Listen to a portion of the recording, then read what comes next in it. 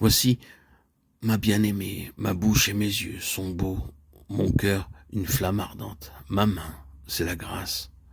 Considère la rapidité de mes pas et suis-moi, car avec moi tu seras méprisé, martyrisé, trahi par l'envie, tenté dans les déserts. L'amour te blessera et ta persévérance, une immolation. Cependant tu m'aimeras malgré tout, une flèche te transpercera l'âme, et ma vie désormais sera celle qui t'animera, qui te fera agir.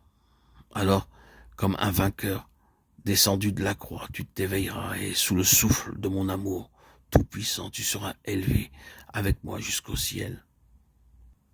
Ô âme, que vas-tu répondre au roi, à celui dont les mains furent percées? Pourrais-tu lui dire autre chose que je ne te quitterai point? Deux rois de 6. Mon cœur est disposé, ô Dieu, mon cœur est disposé. Psaume 57:8. La voix du Seigneur ramène le calme dans l'âme troublée et lui rend l'assurance qu'il est dans son cœur assis à sa table.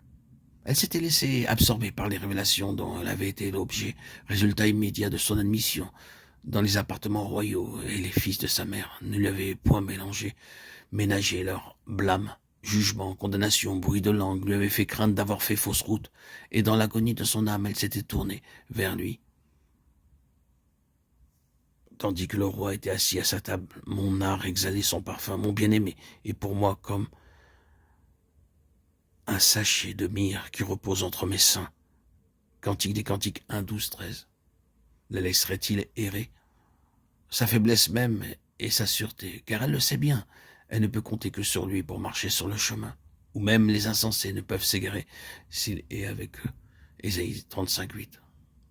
En réponse à sa prière, le bien-aimé lui rappelle la promesse dont elle a été l'objet. N'a-t-il pas promis de la conduire? Il lui rappelle sa présence et elle se réfugie en sa fidélité, loin du tumulte extérieur. Elle connaît alors des moments de communion avec le Seigneur. S'il donne le repos, qui pourrait le troubler? Job 34:29. Durant ces instants de communion bénie, son art, l'emblème de l'humilité, une grâce que seule la présence divine dans le cœur rend possible, son art répandait son parfum. Si quelqu'un m'ouvre la porte, j'entrerai chez lui, je souperai avec lui, et lui avec moi. Apocalypse 3:20. Là, à sa table, le bien-aimé lui ouvre son cœur, comme il le fit pour les disciples qui le suivaient à la veille de la crucifixion. Jean 16:4. Je ne vous ai pas dit ces choses au commencement, que d'enseignements à lui donner encore. Mais au début, il ne pouvait que lui dire « Suis-moi » pour l'attirer hors du cercle des intérêts et des occupations terrestres. Préparation nécessaire avant qu'il puisse montrer le chemin où l'âme apprendra à le connaître toujours plus, toujours mieux. Maintenant, il lui dévoile que le chemin est un chemin de souffrance, de sacrifice. Jusque-là, elle avait eu des visions de Christ et de sa gloire. Et elle lui avait dit « Attire-moi et nous courrons après toi ». Maintenant, il lui montre la croix.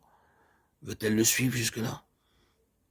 Il semble qu'il lui demande comme aux disciples « Pouvez-vous boire la coupe que je dois boire et être baptisé du baptême dont je dois être baptisé ?» Marc 10:38.